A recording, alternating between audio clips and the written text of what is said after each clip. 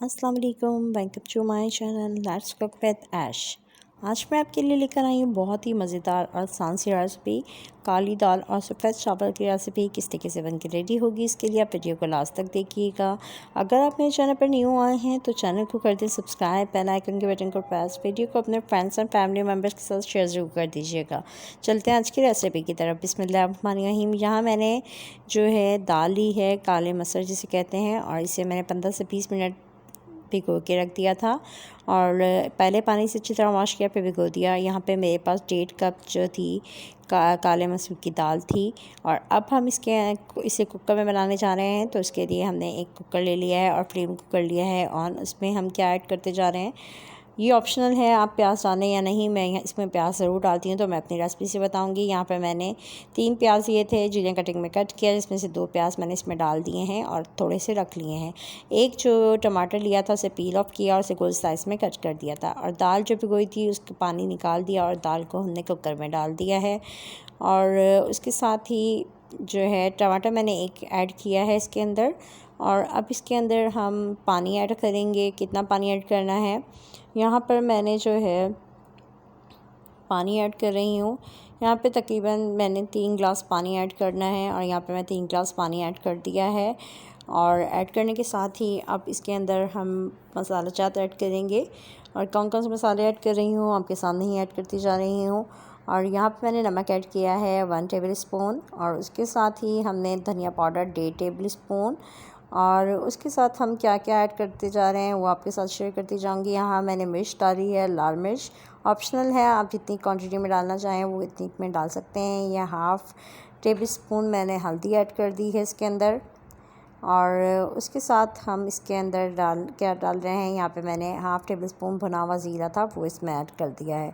Add करने के साथ ही अब हम जो है इसको अच्छी तरीके से मिक्स आउट कर लेंगे। मिक्स आउट करने के साथ ही और अब हम इसे पकने देंगे, इसलिए हमने इसको जो है कुकर को करेंगे बंद और सीटी को कर देंगे ऑन।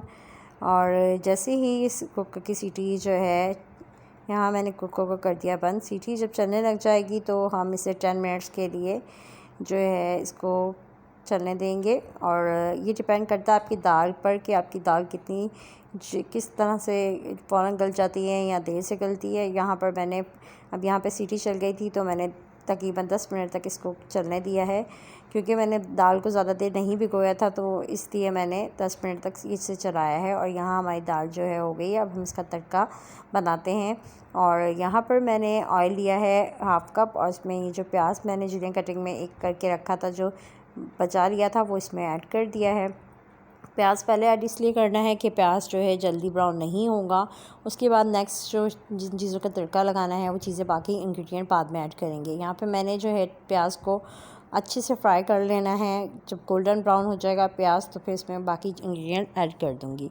अब यहाँ पर मैंने प्याज को ब्राउन कर रही हूँ और जैसे ही देखें, और साथ साथ इसमें हिलाते भी जाना है। अब यहाँ पर मैंने लहसुन लिया था 1.5 टेबल स्पून और 3 से 4 मैंने बोल मिर्च ले ली थी और वो भी इसमें ऐड कर दी है। अब लहसुन इसलिए देर से ऐड किया है क्योंकि प्याज बहुत जल्दी फ्राई नहीं होते, जब वो अच्छे से ब्राउन हो जाएंगे। देखें जब लाइट थे प्याज तो मैंने इसके अंदर लहसुन भी डाल दिया। अब दोनों इक्वली हो जाएंगे। और यहाँ पर मैंने कसूरी मेथी ली है 1/2 टेबल स्पून, वो भी इसमें ऐड कर दी है। ऐड करने के साथ अब हमारा जो तड़का है तकरीबन रेडी की तरफ है। अब हम इसे तड़का लगाएंगे दाल के अंदर।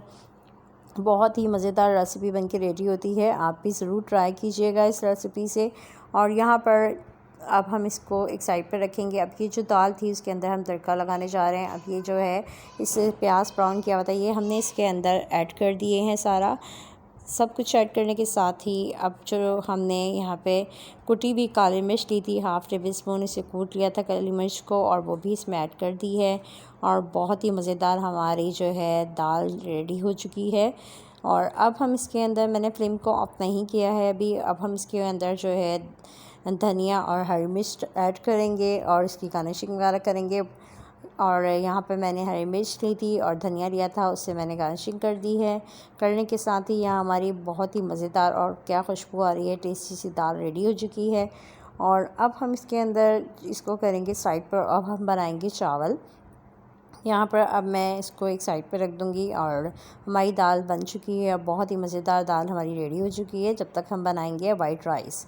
अब उसके लिए हम वाइट राइस के लिए हमने पानी लिया है, उसे रख दिया है पतीली में डाल के और फ्लेम को कर दिया है ऑन। और यहाँ पर मैंने लिया है 2 टेबलस्पून तकरीबन ऑयल इसमें ऐड कर दिया है।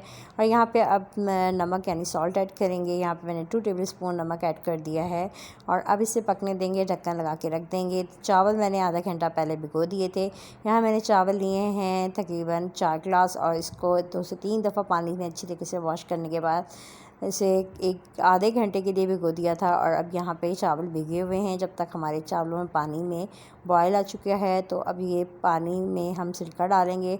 यहाँ पे तकरीबन मैंने 1 टेबलस्पून सिरका इसमें ऐड कर दिया है और यहाँ पे जो राइस थे इससे पानी से निकाल के वो चावल भी सारे इसमें ऐड कर दिए हैं।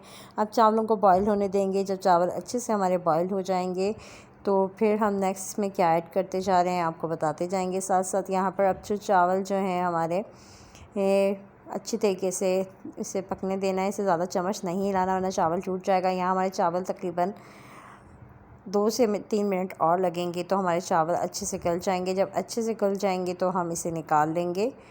हमें चावलों को ज़्यादा नहीं करना है, चम्मच ज़्यादा हिलाएंगे तो आपके चावल टूट जाएंगे। और यहाँ देखिए मैंने इसको सेकंड टाइम आपके सामने स्पून हिलाया और यहाँ मैंने चेक कर लिया। यहाँ चावल तकरीबन ये देखिए हो चुके हैं। अब हम इसे निकालेंगे और इसका पानी निकाल देंगे, चावलों की पिच निकाल देंगे।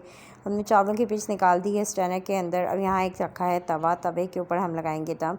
अब इसी पतीली में जिसमें हमने चावल बॉयल किए थे इसमें अब हम क्या डाल रहे हैं, थोड़ा सा ऑयल डालेंगे।